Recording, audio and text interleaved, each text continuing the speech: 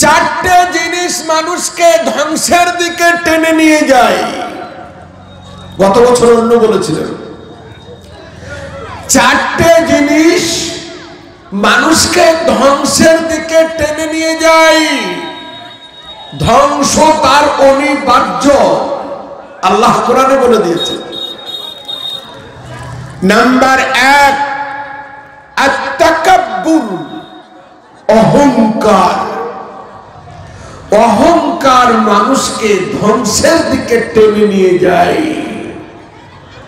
বহু জমিদার, বহু টাকা পয়সাওয়ালা অহংকার করেছিল, আল্লাহ তাআলা তাদেরকে ধ্বংসস্তূপে পরিণত করেছেন। এখনো কোনো মানুষ যদি কোনো অসহায় অপারগ ব্যক্তির উপরে জুলুম অত্যাচার করে, অহংকার করে, আজও মহান আল্লাহ পাক তাকে ধ্বংস করে দেবেন।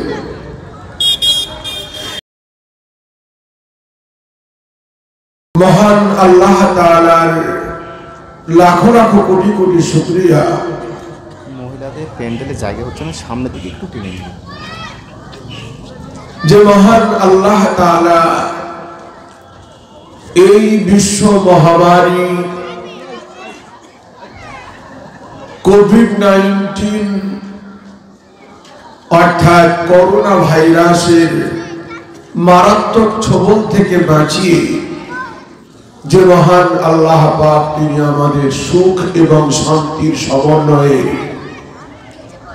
জীবন যাপন অতিবাহিত করার তৌফিক এবং ক্ষমতা দান করেই চলে যাচ্ছেন, সেই আল্লাহ পাকের কোটি কোটি শুকর আদায় করি যে আল্লাহ পাক তিনি তার গুণগান গুণকীর্তন শোনার জন্য এবং তার নবী সাল্লাল্লাহু আলাইহি ওয়াসাল্লামের নির্দেশাবলী ও নিষেধাবলীকে আত্মনিয়োগ করার জন্য মহান আল্লাহ পাক আমাদেরকে মজলিসে কবুল করেছেন। সকলেই একবার জোরে বলি আলহামদুলিল্লাহ।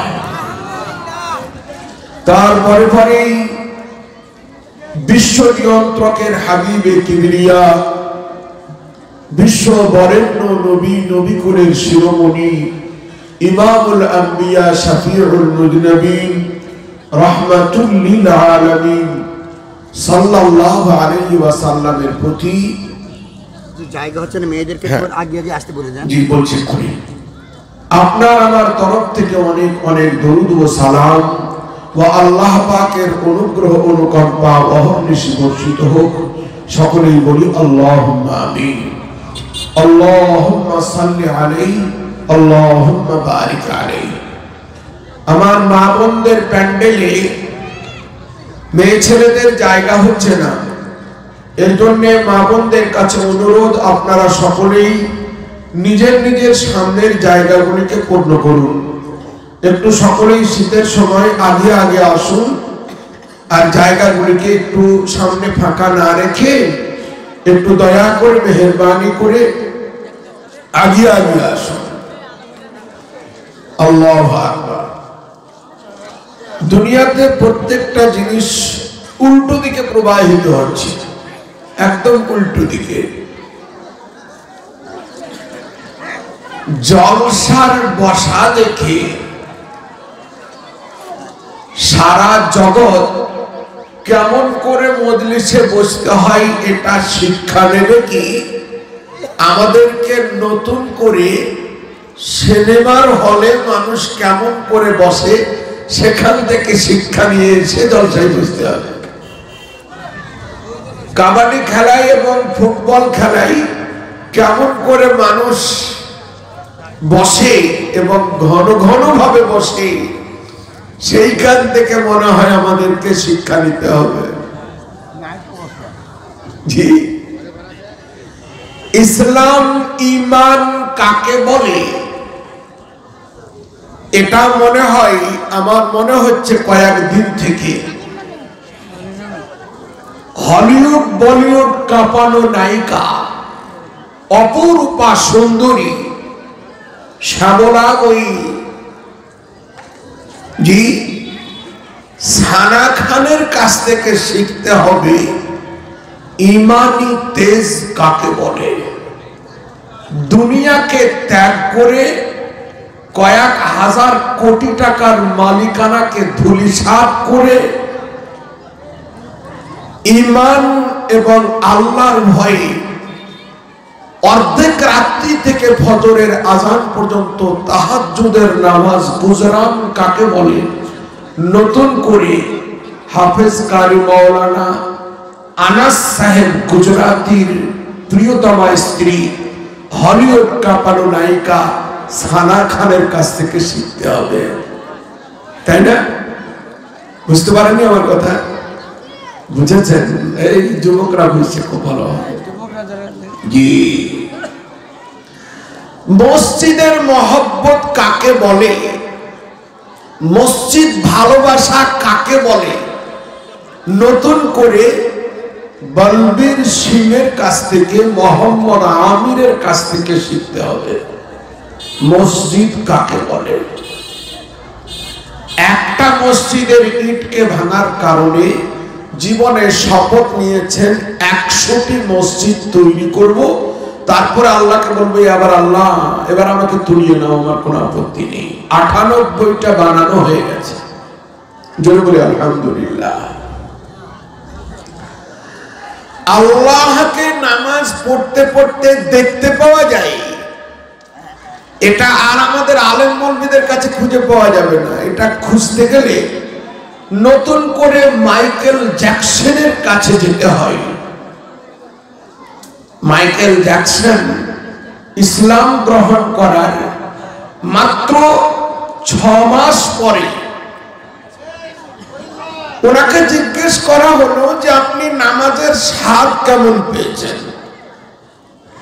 তিনি উত্তর দিচ্ছেন, আমি নামাজ পড়তে পড়তে যেন খোদাকে দেখতে পাচ্ছি তাই মনে হচ্ছে। জোরে বলে আলহামদুলিল্লাহ। আমরা দেখতে পাই পায়ে মশা কোথায় বসলো, আর মাইকেল জ্যাকসন দেখতে পান নামাজে খোদাকে কোথায় দেখা গেল। আল্লাহর নবী বলেছেন তুমি এমন করে নামাজ পড়ো কাআন্নাকা তারাহু ফাইন লাম তাকুন তারাহু ফাইন্নাহু ইয়ারাক।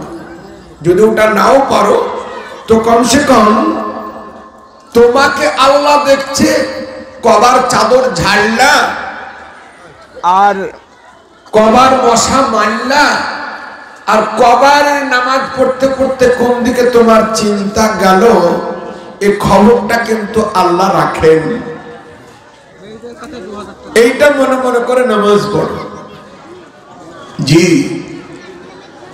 গুনাহ থেকে বেঁচে নেকির রাস্তায় যাওয়া এবং যাওয়ার পরে আল্লাহ তাআলা কত মর্যাদা তার বাড়িয়ে দেন, এটা দেখতে গেলে, শিক্ষা নিতে গেলে পাকিস্তানের মরহুম পৃথিবী কাঁপানো নায়ক জুনায়েদের ইতিহাস থেকে, জুনায়েদের টাটকা ইতিহাস থেকে নিতে হয়। তিনিও একজন নায়ক ছিলেন। তওবা তিল্লা করে নামাজি বেনে গেলেন, তাবলীগী বেনে গেলেন, দাওয়াতের কাজে যুক্ত হয়ে গেলেন। লক্ষ লক্ষ মানুষ জানাজার নামাজ পড়তে এসেছেন। কবর দেওয়ার পর দুনিয়াতেই আল্লাহ তাআলা তার ঈমানি প্রমাণ দিলেন। কবরস্থানের মাটি আতরের বাক্সের মতন শেষ ছড়িয়ে দিল। জোরে বলি আলহামদুলিল্লাহ। তাহলে উল্টো চলছে না, চলছে না? সব দরকার ছিল বলবীর সিং আমাদের আদর্শে আদর্শিত হবে। আমরা কজন মাদ্রাসা মসজিদের পাশে দাঁড়াচ্ছি, আমরা কটা মসজিদকে বানানোর পদক্ষেপ রাখছি, এটা পাঞ্জাবের বলবীর সিংকে দেখে শিক্ষা নেওয়া উচিত ছিল। হাইরে কাজী সাহেব মানুষ আল্লাহর কোরআনের পাশে দাঁড়াই, পয়সাকে পয়সা ভাবে না। ব্যাপারটা উল্টো হয়ে গেল। আমাদের বাপ দাদুরা চিরকাল মুসলমান ছিলেন, এখনো আছেন, আগামীতেও থাকবেন, কিন্তু আমাদের দেখে শিখবে কি? তাদের ইতিহাস দেখে আমাদের 14 পুরুষ যাদের মুসলিম গোষ্ঠী এবং এখনো মজবুত মুসলমান, আমাদেরকে শিক্ষা নিতে হচ্ছে, যার বাপ দাদু কোনো কালেই মুসলমান ছিল না। তাই না? উল্টো হচ্ছে না, হচ্ছে না? আল্লাহু আকবার। আমাদের মা বোনদের আদর্শে দেখে সানা খান শিখবে কি? যে সানা খান ইংলিশ সিনেমা করতে গিয়ে নিজের পিঠ পেট স্তনযুগল নিতম্ব সবকিছু উদম করে দেয়, সালমান খানের প্রেমিকা সাজে, হাজারো বইকে স্বাক্ষর করে সিনেমা করে এবং নিজের আকর্ষণীয় শরীরকে দেখিয়ে পৃথিবীকে কাঁপাতে চায়, তিনি আজ তাহাজ্জুদ গুজারনি একজন আলিমে দ্বীন, হিরে ব্যবসায়িক জনাব মাওলানা মুফতি আনাস সাহেবের স্ত্রী হয়ে গেলেন। জিজ্ঞেস করা হলো, হুজুরনি আপনি বলিউড টলিউড কাঁপানো নায়িকা, কিন্তু একই অবস্থা, কার কথা ঈমান আনলেন? কে আপনাকে ভাঁওতা দিল? দুনিয়ার এত মজা, এত স্বাদ, এত টাকা, আল্লাহ, এক একটি সিনেমা করতে গিয়ে স্বাক্ষর করেছেন অনেক সময় 2.5 কোটি টাকা নেবেন, তবে ইংলিশ বইয়ে নাম দেবেন। জি, নিজের সুদর্শন দেহ মানুষের কাছে খুলে বাহবা নেনে ওয়ালি সানা খান। তিনি উত্তর দিচ্ছেন, আমি যখন শুনলাম, আমার কানে যখন উলামায়ে কেরামদের কথা এলো, বিশ্ব কাঁপানো মুবাল্লিগ হযরত মাওলানা তারিক জমিল সাহেবের ভাষা এলো, আরো অনেক উলামায়ে কেরামদের কথাবার্তা এলো, তো আমি মূল রেজাল্ট দেখতে পেলাম, তুমি যতই টাকা কামাও আর যতই তুমি খ্যাতি লাভ করো না কেন, মরতে তোমাকে হবেই, আর আল্লাহর সামনে তোমাকে জবাব দিতেই হবে। এই দুটো কথা আমার জীবনকে বদলে দেওয়ার জন্য যথেষ্ট হয়ে গেল। আচ্ছা, এই কথাগুলো সানা খান তিনি একবার দুবার শুনেছেন, আমরা কতবার শুনেছি? যদি আঙ্গুলে গুনতে যাই তো আঙ্গুলের দাগগুলো সব শেষ হয়ে যাবে। কতবার শুনেছি? আল্লাহ, কতবার শুনেছি তার ঠিক নাই। এতবার শুনেছি, এতবার শুনেছি, আমাদের অন্তরে দাগ দিল কেমন? হযরত মাওলানা কারি ইয়াসতুল্লাহ সাহেবের বক্তৃতা হয়ে গেল, মুয়াজ্জিন আযান দিলেন, 3 ভাগের 2 ভাগ মানুষ গেট থেকে চলে গেলেন, 1 ভাগ মানুষ আল্লাহর দরবারে সিজদা করলেন। রেজাল্ট ভালো হলো না? হলো না? ভালো রেজাল্ট হলো না? হলো না? মনে হচ্ছে যেন খোদা মনে হয় কোন গজবের ফেরেশতার দ্বারাই করোনাকে নিয়ে এসেছিলেন, ভুলে গেছেন, আর এমন করোনা কোনোদিন আর আসবে না।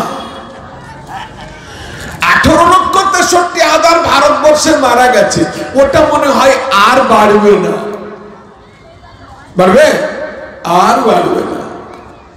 কদিন খুব নামাজ পড়ছিল মানুষ, আমি দেখছিলাম লক্ষ্য করে, যেমন এনআরসি আর সিএএ আর অমুক তমুক আসলো না, আর হাইরে নামাজিদের ঢল।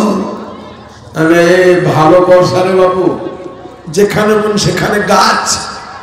মানুষ, ভালো যুবকরা একবার নামাজ শিখতে লাগলো, এনআরসি হবে কি হবে তার ঠিক নাই, নামের ভুল আর লাইন, আল্লাহু আকবার, কমে গেল মানুষ, একবারে কমে গেল, সব শেষ। সেই বুড়ো তুড়ো মুসল্লি কটা যে কটা আসে, যে কটা আজান শুনে কোনোদিনই বাড়তে থাকতে পারে না, তারাই এলো মসজিদে আবার খুলে।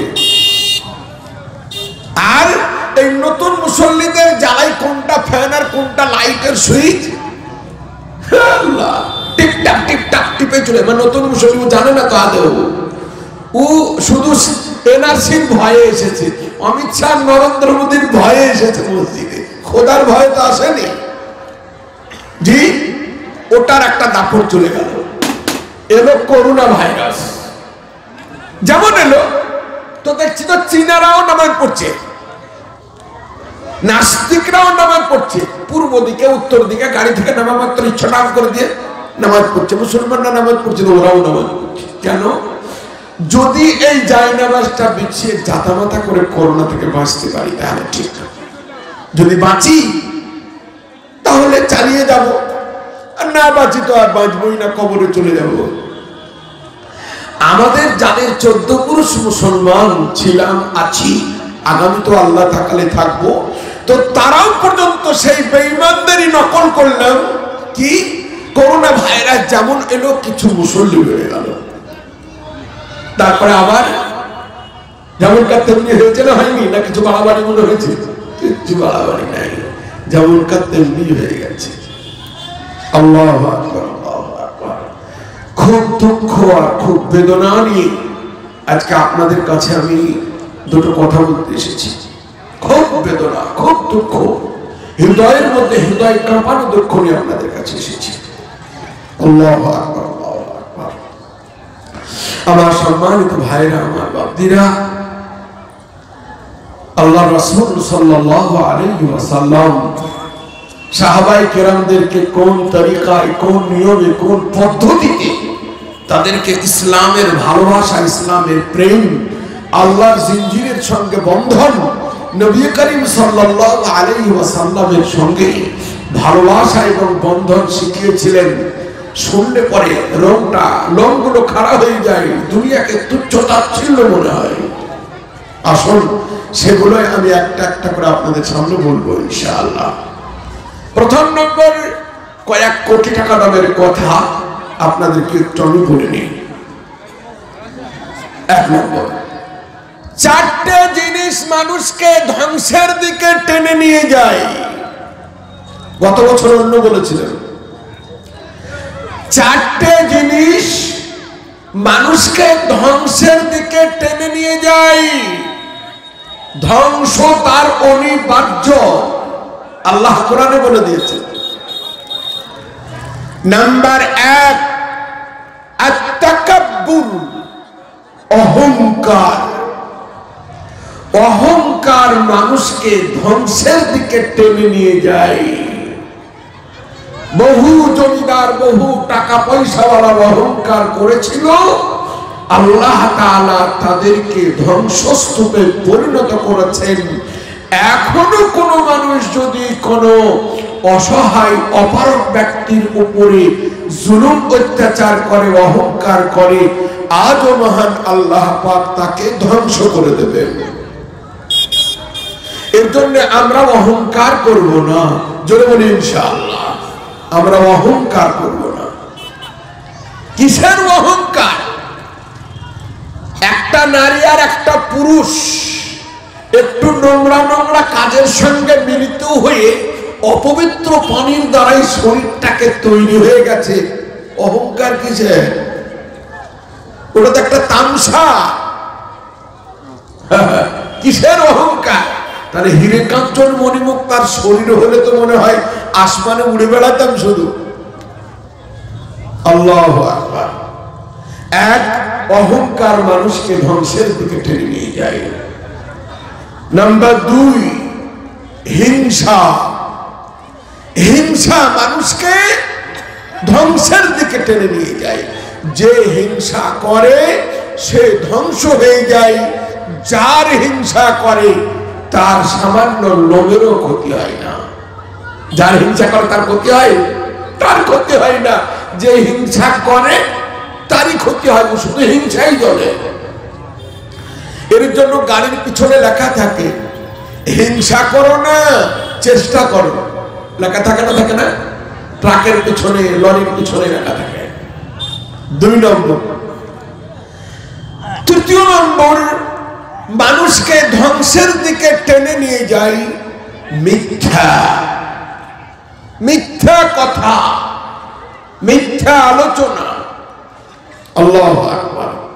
আল্লাহ তাআলা কোরআন শরীফে বলেছেন, والذين هم عن اللغو معرضون।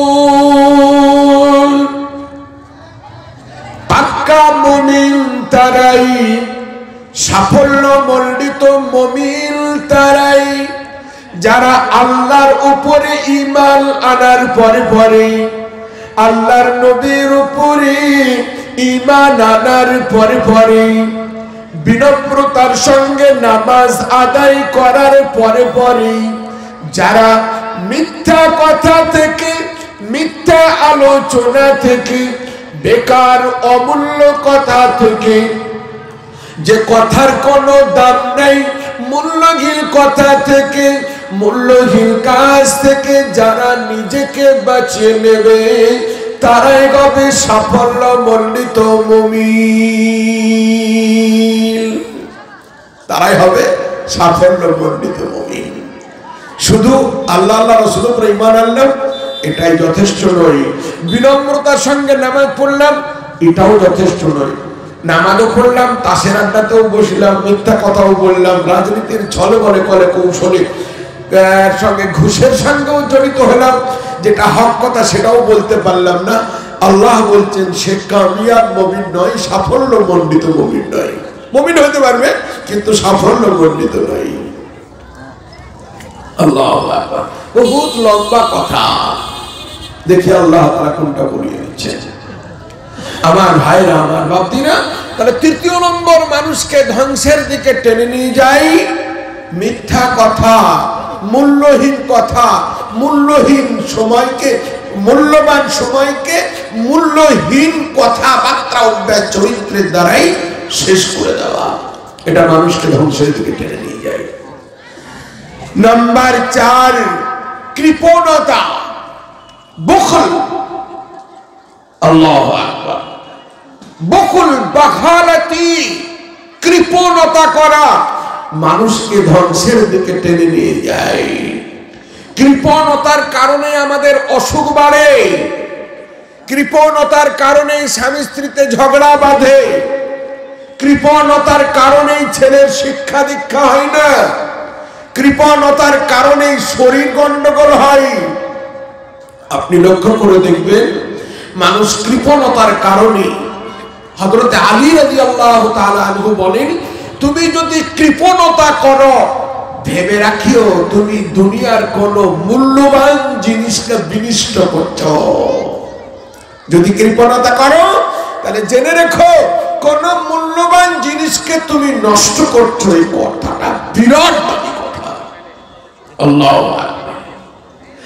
আর যদি তুমি খামাখা রেগে যাও, মনে রেখে দিও যে কোনো রাগই, যে কোনো রাগ পৃথিবীর অনেক মূল্যবান জিনিসের ক্ষতি করে দেয়। আপনি দেখবেন আপনি রেগে যান, দেখেন অনেক মূল্যবান জিনিসের ক্ষতি হয়ে যাচ্ছে। হয় ছেলে আপনার উপরে বিশ্বাস হারিয়ে ফেলছে, না হয় বিবি কোনোদিন দুঃখ করেনি আজ দুঃখিতা হয়ে গেল, না হয় যার সাথে শত্রুতা হওয়ার কথা নয় তার সঙ্গে শত্রুতা হয়ে গেল। আল্লাহু আকবার। এর জন্য কৃপণতা মানুষের কাছ থেকে মূল্যবান কোন জিনিসকে কেড়ে নেয়, আর বখালতি মানুষের কোন মূল্যবান জিনিসকে হারিয়ে দেয়। এগুলো হযরত আলী রাদিয়াল্লাহু তাআলা আনহুর মূল্যবান কথার মধ্যে পড়ে। এগুলোকে ধার করে আমাদের স্কুলওয়ালারা, কলেজওয়ালারা, বিদ্যালয়ওয়ালারা হযরত আলীর কথা, হযরত হাতিম তাই রাহমাতুল্লাহ আলাইহির কথা, হযরত শাহ সিকান্দার রাহমাতুল্লাহ আলাইহির কথা, বড় বড় আউলিয়ায়ে কেরামদের মূল্যবান তথ্যমূলক কথাগুলোকেই দেওয়ালে দেওয়ালে লিখে রাখে। জি, আর তারা নকল করেছেন নবীজির হাদিস থেকে। আল্লাহ রাসূল সাল্লাল্লাহু আলাইহি ওয়াসাল্লাম যেগুলো বলেছেন তার সারমর্ম বের করেছেন। আল্লাহু আকবার। তাহলে 4টে জিনিস মানুষকে ধ্বংসের দিকে টেনে নিয়ে যায়। আমরা ইনশাআল্লাহ এই 4টে জিনিসের সংস্পর্শে কোনোদিন থাকবো না। জোরে বলি ইনশাআল্লাহ।